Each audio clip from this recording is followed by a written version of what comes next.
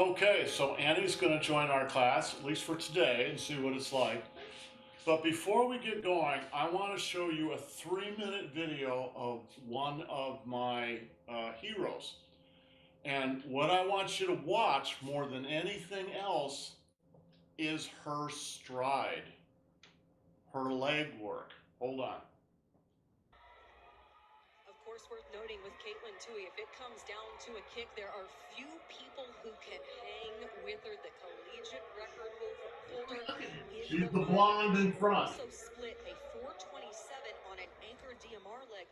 Earlier this year when she did that, she was really surprised how easy it felt to do that. She came off so much strength in cross country, and Lori Hennis said, we believe that strength is speed, and the miles, both open mile and within the DMR, that Tui has put together have proved exactly that. She found a lot of new strength en route to that NCAA cross country season, and then when she transitioned over to the indoor season in track, she found a new level of turnover. We've seen her speed be even more impressive than previously. 1 mile remaining, and you can see that the pack is now stretched out significantly over the course of the last lap and a half. Chelan got back in the lead, picking up the pace. Tui right there. Olamomoy also there. Ventners has now dropped back a bit into fourth. I'm sure Chelan is well aware of the speed of Tui.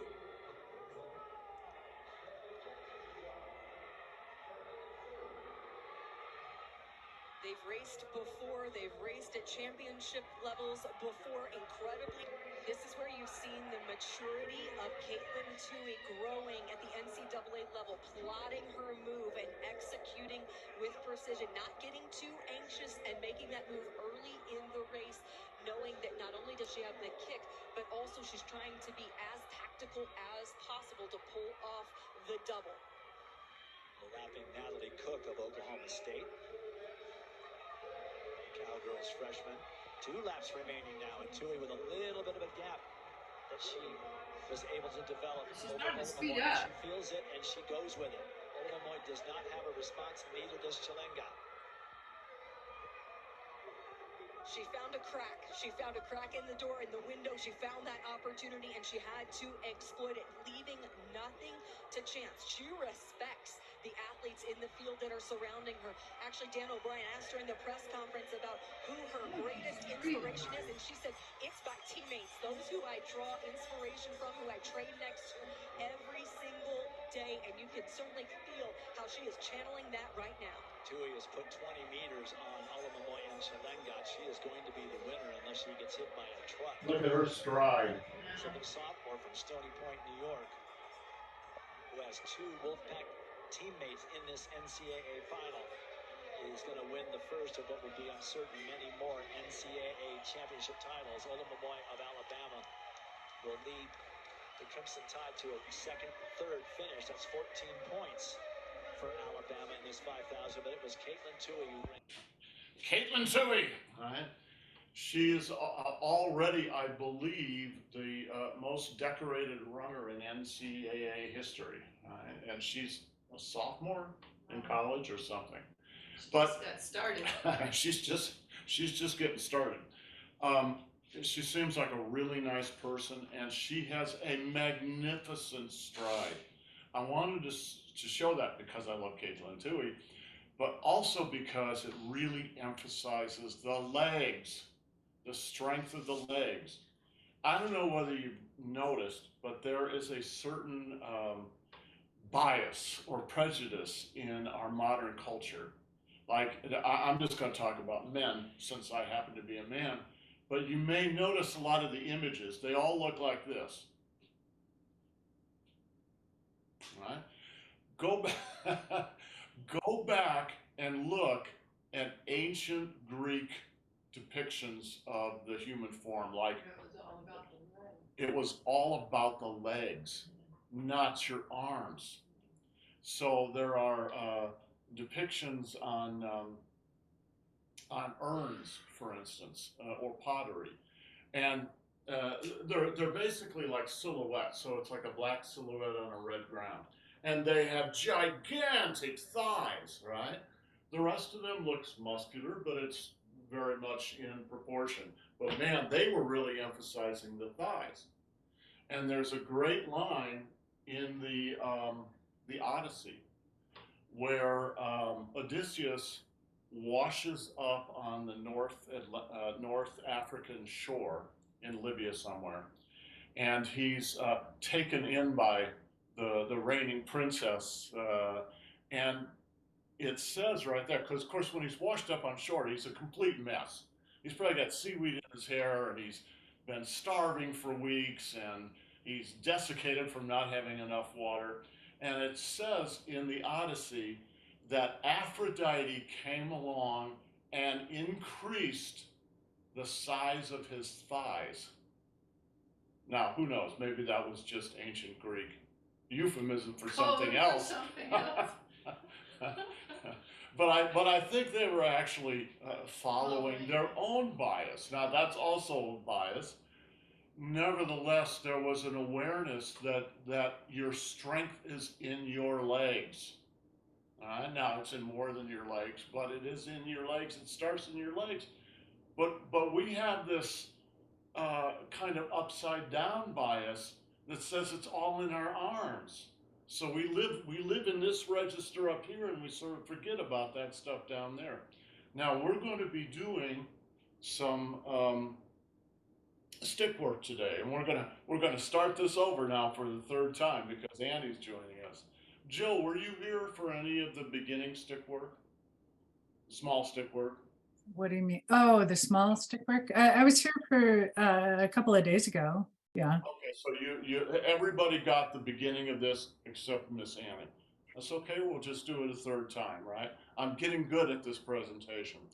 But the point of this is, as you will find when I present this again, it's not, even though it all focuses on your arms and your hands, right? That's not what it's about. What it's about is your legs and your waist and your core up and down the middle. All right. Okay, I think that uses up most of our beginning time here. So rather than do one of the routines that we know, let's just move into stick work for today. All right, and I'm going to present Annie with one of our this is a really nice stick. I like this stick a lot. In fact, maybe you use this, but no. Why are we using the little ones? It's much easier on your hands. Yeah, the big ones are very hard on your hands. Okay. Right? I got the pretty one. You got the pretty one, and it also feels really good too. It really feels nice. So Genevieve, you have one made of beech, and Catherine, yours is also made of. Oh, you don't have yours. Okay. Catherine does have one made of beech. She just doesn't have it yet, right? And Genevieve has one made of beech. Jack, what's yours made of? Is yours dark wood? It's dark. Yeah, it's dark. Yeah, so same as the one Annie has, and I'm sorry I don't remember the wood off the top of my hand, but it's a very heavy tropical wood. Very dense. Really nice to the hands, and also you can beat people in the head with it. Jill, what have you got? Maple? Well, maybe you can remind. Let's see if you That can. looks like it's probably probably maple. maple. Yeah, and Okay. I have a maple one here too. Maple is relatively light. It's very, very fine grain. So if you use a stick over time, it will really polish up nicely. All these woods are self-polishing. So don't put anything on them. Just use the wood raw. If it's a little rough when you get it, take a 3/0 or 4/0 steel wool and just steel wool it, and it'll take all that grain down. You'll get a very soft, nice feel. Yours is very soft, isn't it? Splinters are worth. Well, none of these will splinter Yeah. because they're very fine grained. And I chose them so they would not splinter. Right? Okay, so talking about the stick work again. This is a TAIJI bang. Its length is roughly the length of someone's forearm from their knuckles to their elbow, like so, which in my case is 16 inches. So all these guys are cut to 16 inches. If you happen to be 7 foot tall, you You may want one a little longer. If you're only 3 foot tall, you're definitely going to want one a little shorter, but this is a good length to start with, right? And it doesn't have to be exact, but just something in the ballpark. The thing that you want to focus on let me start with something else. You can use the stick for anything on the spectrum between most yin and most yang. So you can do Qigong with the stick, and you can do TAIJI work with the stick, right? So most yin, Qigong, to most yang, TAIJI.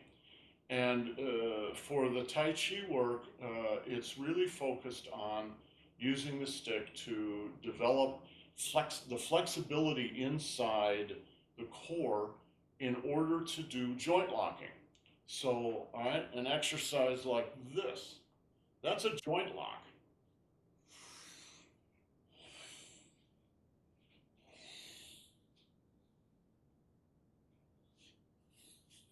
Apply. Position, apply. Position, apply. All right? And it also there's a lot of work in that Qigong move to coordinate left and right body and upper and lower body at the same time, all focusing on the Danqian.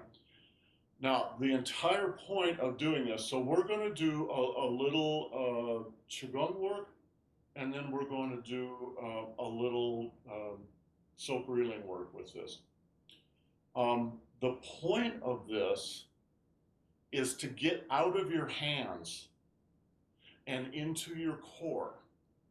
And that sounds very easy, but it's actually rather difficult. We are so oriented toward being outside our bodies and using tools that it's hard to get into the core and work the core. The trick to doing that is your grip on the stick. So watch, Miss Annie. All right, watch. What's important is that your hands meet each other, at least for this first exercise, and for all the exercises, that you keep your grip on the stick. Don't let your grip so that you sort of cheat and just use the tips of your fingers. You would never be able to control somebody with the tips of your fingers.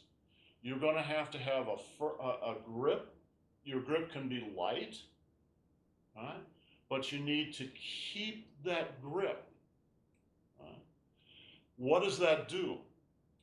If you're just using the ends of your fingers and you're sort of cheating, what happens is the flexibility that you're looking for ends up in your hands.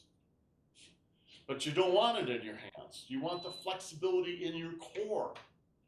So by keeping a decent grip on here, it forces you to move the flexibility from your hands into the core of your body.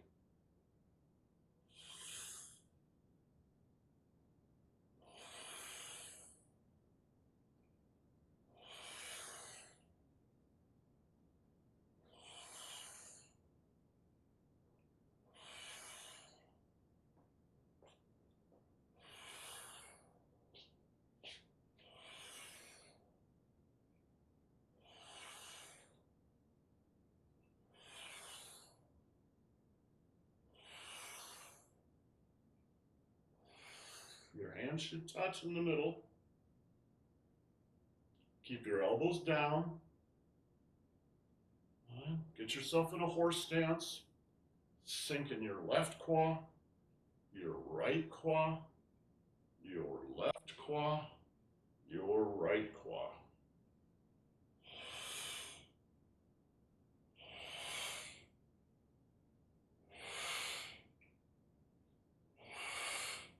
Now, as you're doing this, continue. Just continue a minute. Let me talk. While you're doing this, check out your thoracic piston, because that's the main core movement of this movement, right? Where are you in your chest? Where are you in your lower back? That's what you want to work. Without that, you will end up staying in your hands. All right?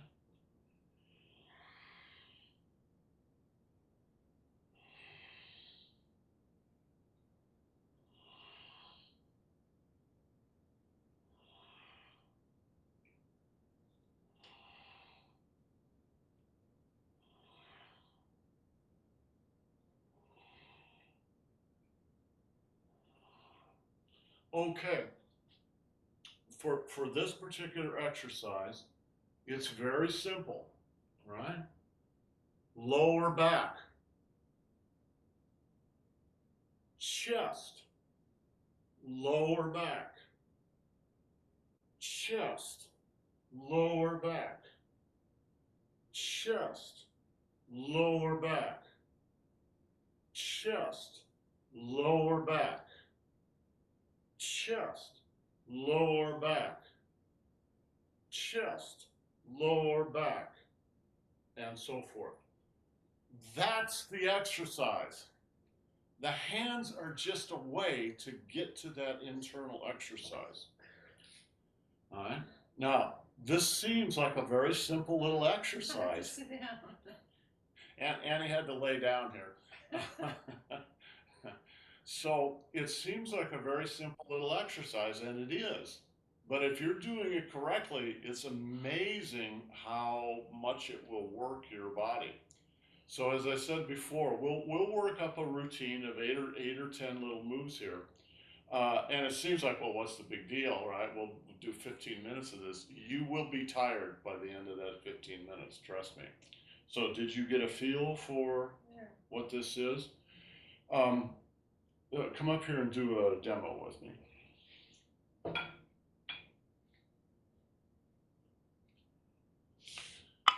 Now again, I can't actually do this, but I'm going to kind of demonstrate it, right? So suppose you were doing a movement not from the center, but from out, boom, like this. A lot of this, like I was saying yesterday, has to do with leverage. If you try to do this to someone out here, it's not going to work. Not unless you're 7 feet tall and weigh 400 pounds and they're little, right? Instead, you've got to come in close to the body and let the body do it and your body leverage here, right? Keep your elbows down and let the body do this. So let me demonstrate what I mean. So suppose Annie was a bad guy and I'm just trying to put a forward wrist lock on her, right? I could do it out here, right? And I'm good enough I could actually do it, but I don't have that much leverage. You can kind of feel that, right? But suppose I was in a little closer and I just use my body. How does that feel? Yeah. Like I'm going in. So it's because your hand is closer to your center line.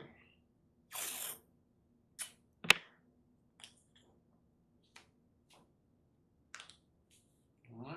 When my hand is in close to my center, the transfer of energy just goes from the center line to my hand. It doesn't go out to the shoulder and then down here and all that. It just goes straight through. So, boom, it's the body that does it, not the arm.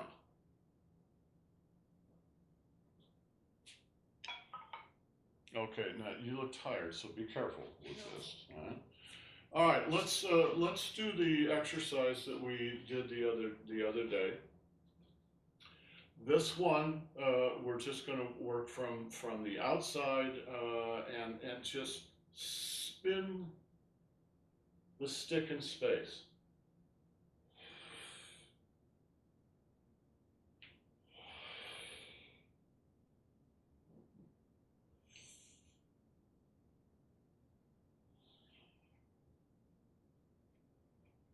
I'm assuming we're transferring weight from one claw to Yeah, the next. from the left to the right, to the left quad and leg, the right quad and leg, and keep your grip.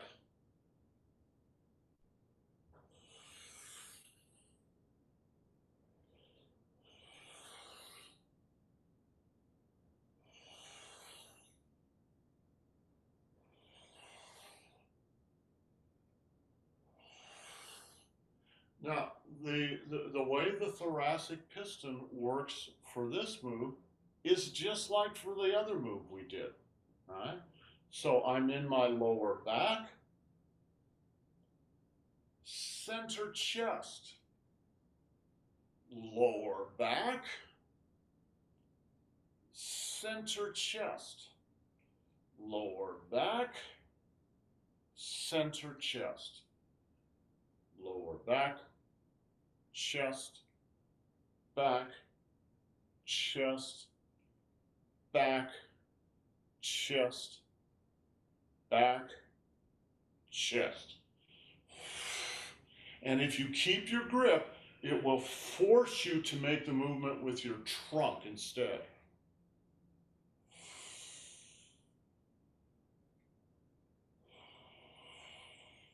So your hands are not sliding on the stick at all? Well, they're Sure. sliding around, Oh, okay.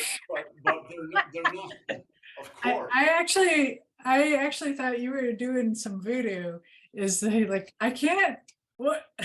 It's not gonna go. No, Okay. of course they're sliding around the stick. Okay, What I mean is you don't let go of the stick and just use and sheet and just and use, just let it slide around, but just actual, some tension. Okay, thank you.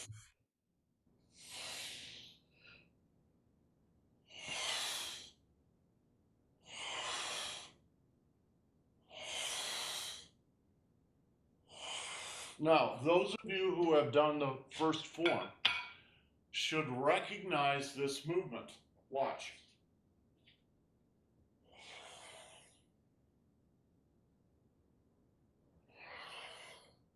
That's the same movement. All right? It's called a hidden hand punch.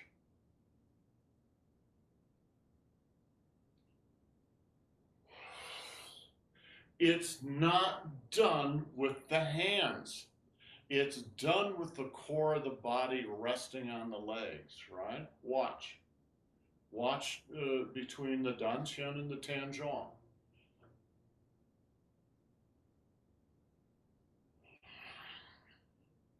All right?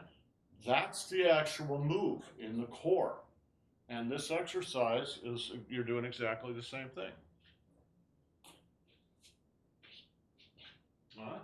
Okay, let's add the stepping drill in with this. All right? Left and back and right and back and left and back and right and back.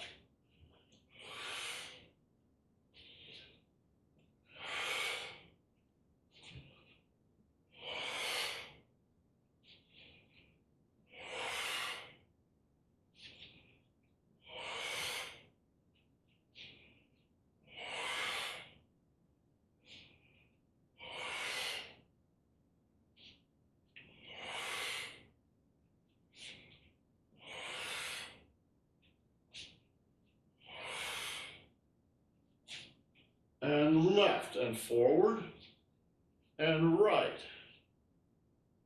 and left and right and left and right and backward, left, right, left, right, left, right, and again, right, left, right, left, right, left, right, left, right, left, right. Okay. So that was just a tiny little thing. Master Zhang used to have us do that from one side of the field to the other side of the field. There's probably 100 of those in each direction. And then backwards the other way, and then we'd get back, and then you'd go, okay, let's do it again. Yeah, it will really exhaust you. But you will develop tremendous strength, not only in your arm and shoulders and stuff, but in your core. There are videos, you know, Master Feng, by the time he did most of his videos, was kind of like me. He was an old fat guy, all right? But there are videos of him when he was a little younger, and those, in some of those videos, you see him actually do the real move. So most of the time when you watch videos of Master Zhang or Master Feng, what you're going to see in a move like we're talking about here is this. You're going to see this.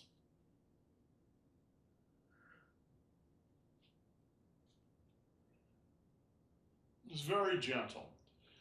But there are some videos, some older videos, and I'll see if I can find one of them, where they let it hang out a little bit. This is much easier for younger people than older people, right? But still. So you'll see this.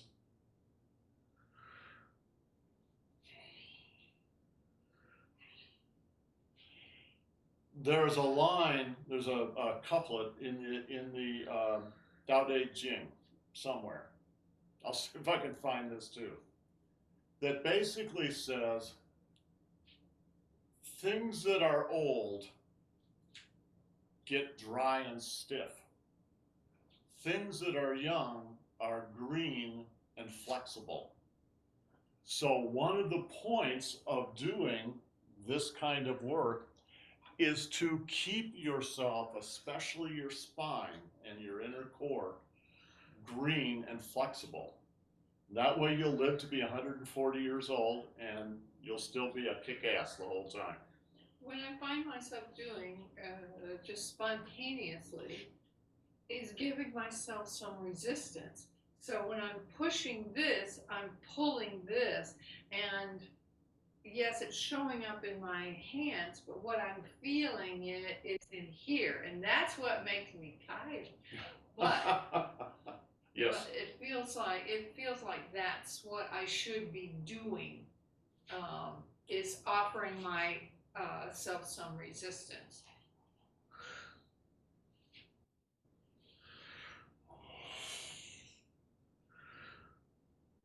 such a simple little move, but there's a lot going on, and if you continue, we will continue with this practice. I think you will be a little bit surprised. Okay, let's see. What could we do? How could we go on from here? I'm not sure. Hey, Malcolm, Yeah. just a comment.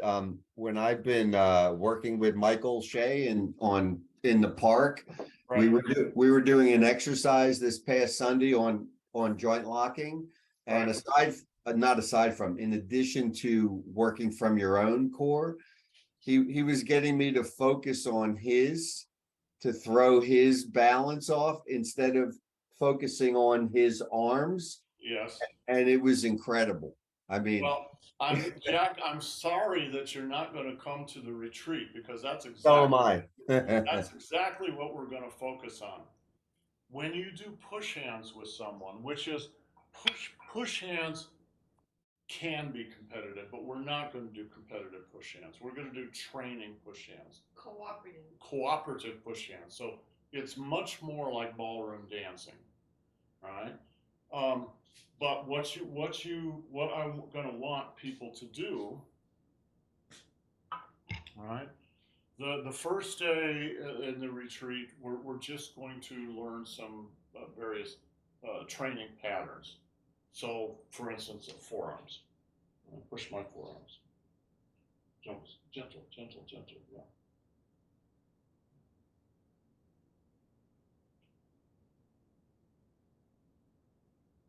Don't disappear. Come on, come on, come on. I don't know whether you can see, but I'm doing it with my eyes closed because I'm listening to her energy and to the pattern of her energy and the texture of her energy, etc., etc. But what Jack was saying is exactly right. Suppose she grabbed my arm, right? So she's really got hold of my arm.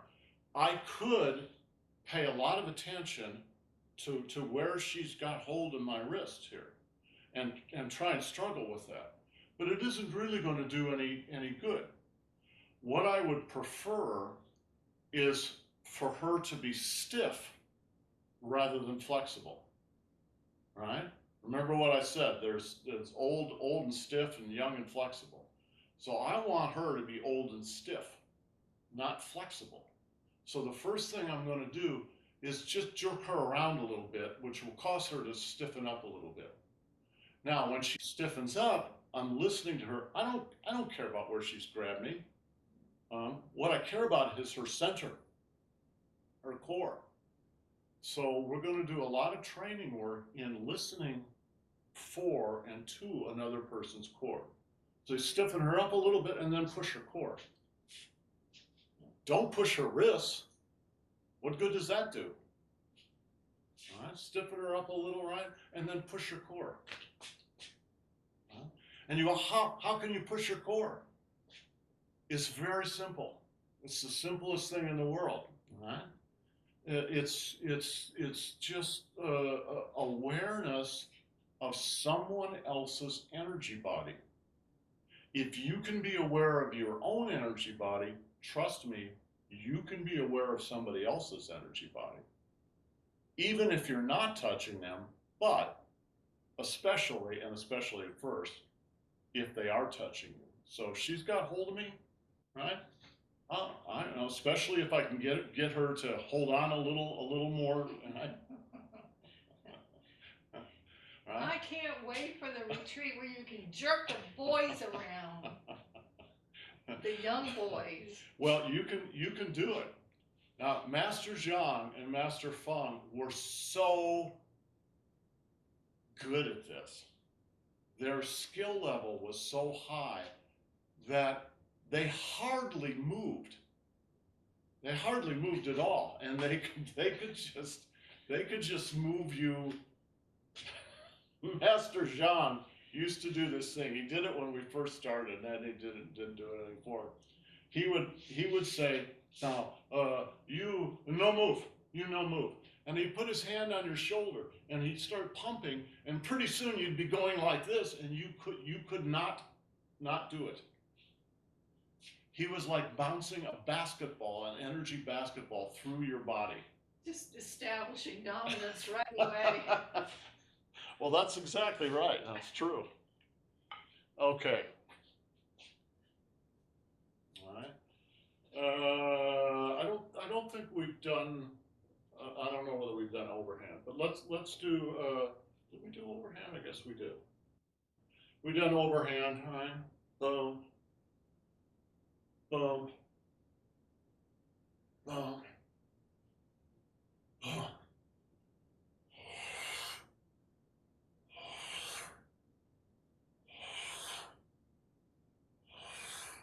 Now notice your elbows. Notice what your elbow, like watch this elbow here.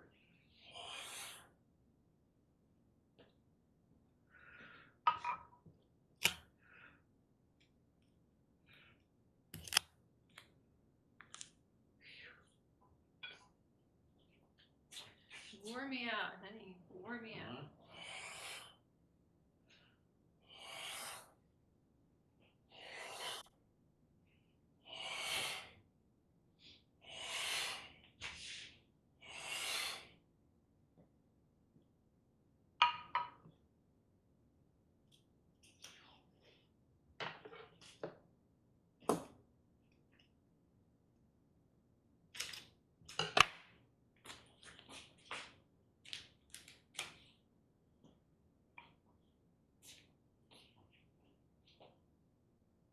Elbows and knees, shoulders and hips, elbows and knees, wrists and ankles.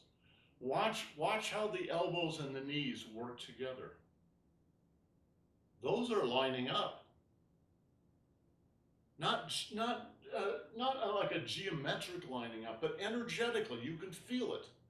You can feel it. Oh man, they just click together.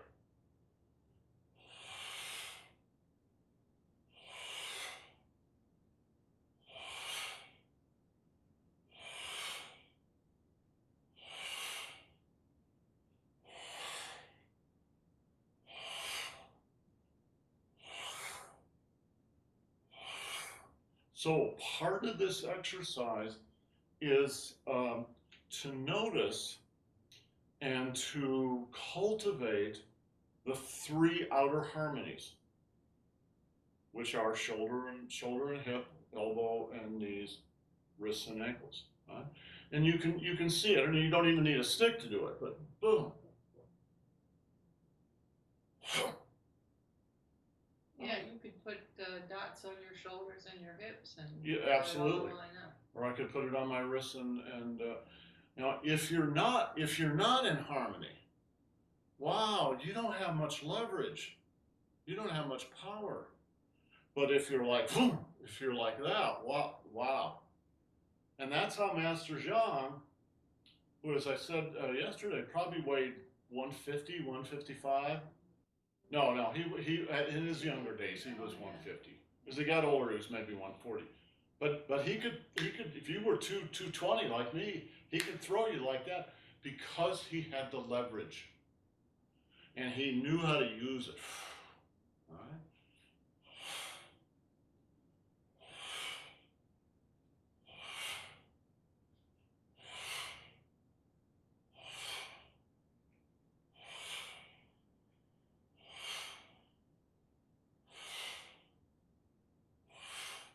Now, suppose you've, done a half-hour practice of that. Just a Yeah, question. Jill. Um, I'm getting lightheaded. And so I'm wondering if it has something to do with the breathing, because I remember it's like with inhale with your tongue to the, it's the microcosmic orbit. You need to make a break in it, or otherwise you like accumulate too much chi in your head. Well, If I'm in, I'm not sure what's happening with you. uh, I'm getting a little lightheaded because I'm trying to talk while I'm doing these exercises. So right. well, do the exercises slowly and relatively more gently. So Okay. I'm doing these exercises fairly intensely to give you the point. That doesn't mean you always practice them that way, all right? So you just do it very gently.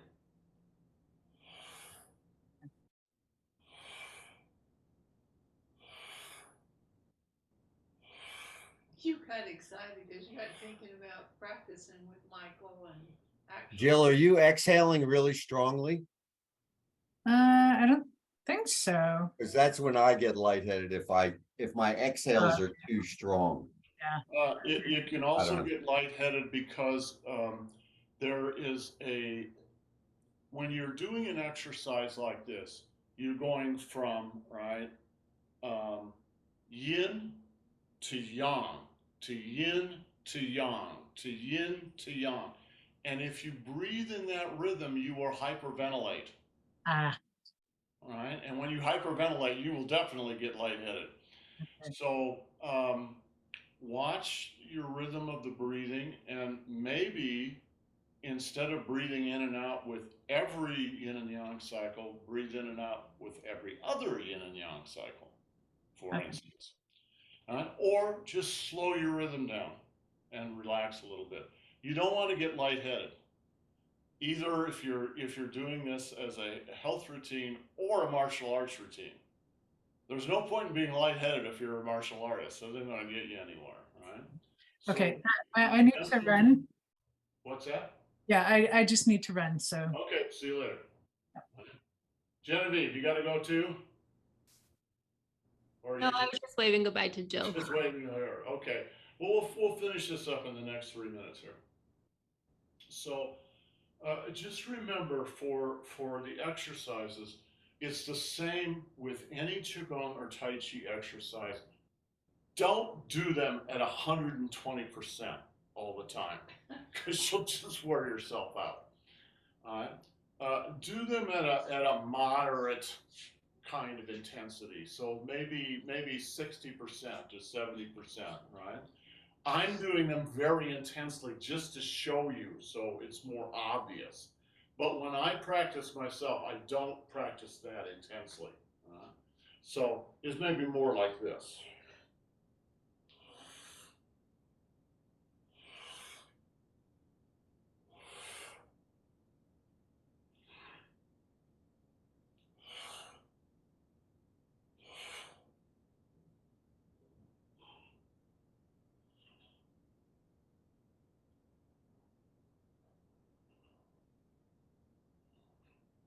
Now, the last thing I wanted to say, so I think we've had enough introductions. Everybody's had the introduction about 3 or 4 times, but that's okay. That's good. From here on, we'll start adding in some additional exercises, and we'll probably work up 12 or 15 exercises, and then maybe choose some out of that whole batch to actually do as a kind of routine, right? And we'll definitely add some Qigong in there too. So a Qigong exercise, we haven't done any Qigong exercises today, but they're just as simple as circles.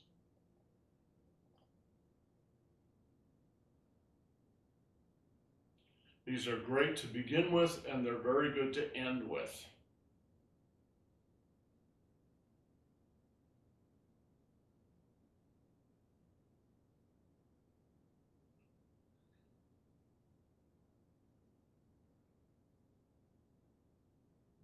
And reverse.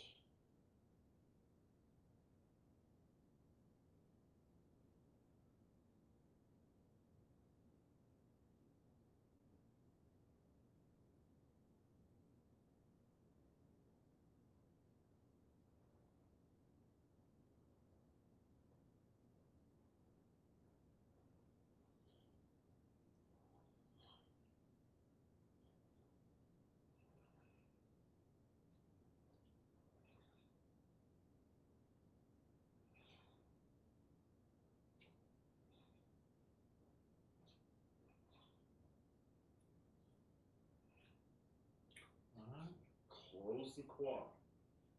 Close the quad. Close the quad.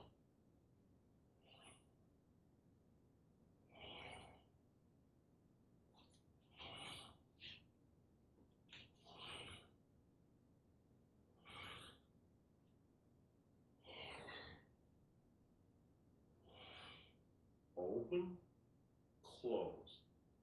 Open, close.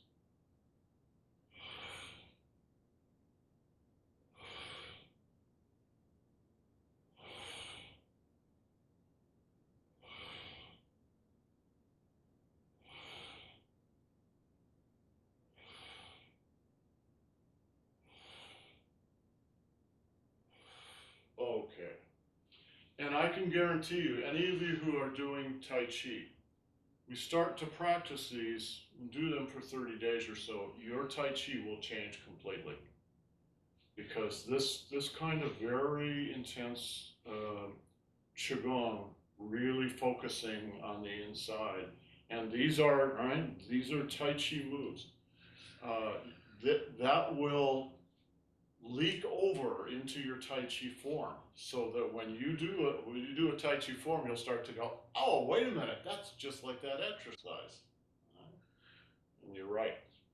Okay, guys, good beginning. We'll pick it up again tomorrow. You have yourselves a good day. Ciao. Bye, team.